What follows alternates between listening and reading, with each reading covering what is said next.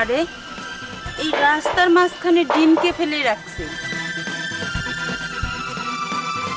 আরে এই রাস্তার মাঝখানে ডিম কোথা থেকে আসলো?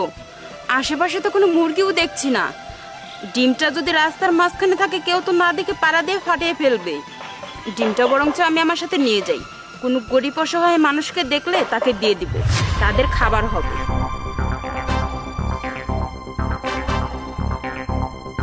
তোমরা যে যেখানে আসো দ্রুত এসে আমার চোখের সামনে হাজির হও।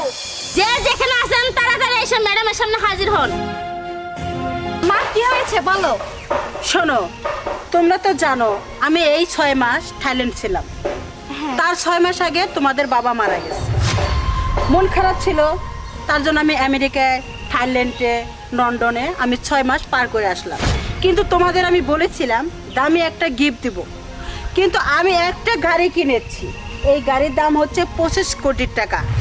কিন্তু একটা গাড়ি তো আমার 3 বেবিকে আমি কিভাবে দিব? এক গাড়ি নিয়ে টানাটানি হবে। তার জন্য ছোট্ট একটা পরীক্ষা।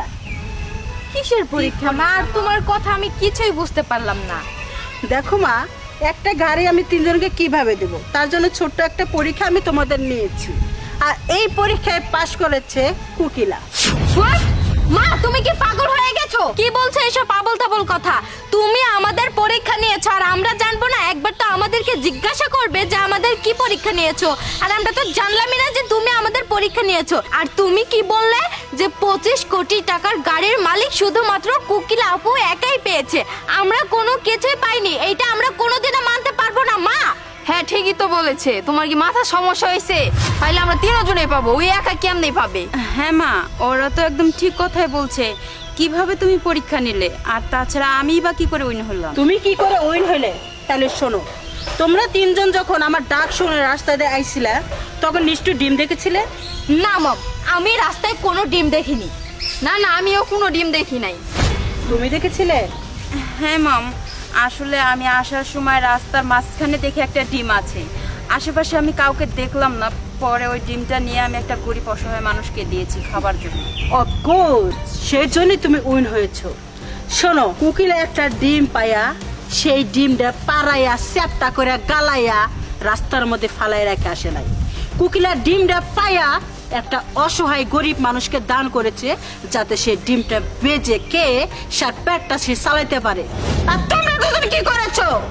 যখন আমার ডাক শুনেছো উড়ন্ত পাখির মতন করে চলে, তোমার পায়ের নিচে কি আছে না আছে তুমি চারোদিকে না কেয়ার করে না তাকাইয়া তুফানের মতন করে ছুটে এসেছো।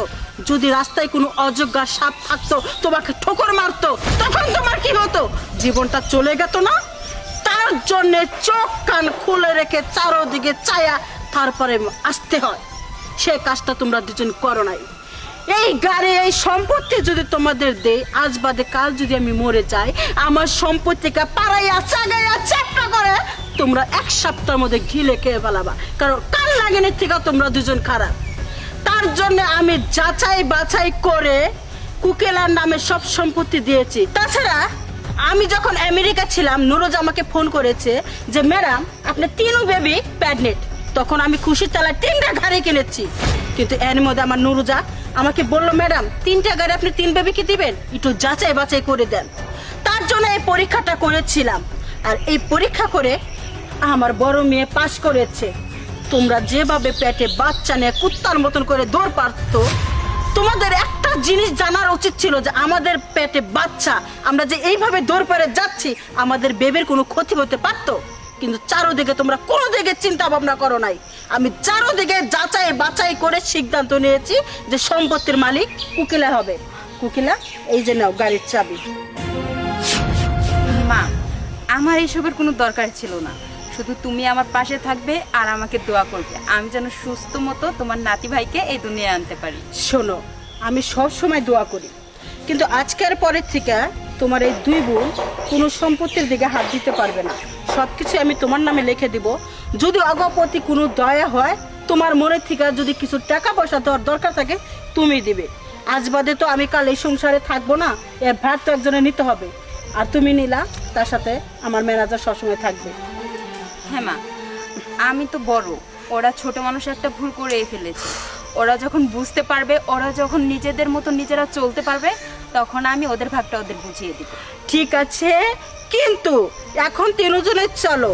এখন মনে করো তোমরা তিনজন একই সাথে প্রেগনেন্ট, তারপরে 7 মাস, তাই কইছি কি খাওয়া দাওয়া করাবো সবাইকে। গ্রামের মানুষ করে মাইক লাগাইয়া কইয়া দাও আজকে বিবিসি মুনমুনের বাড়িতে গরিব দুঃখিনী বড় লোক যা আছে সবাই দাও। আসো।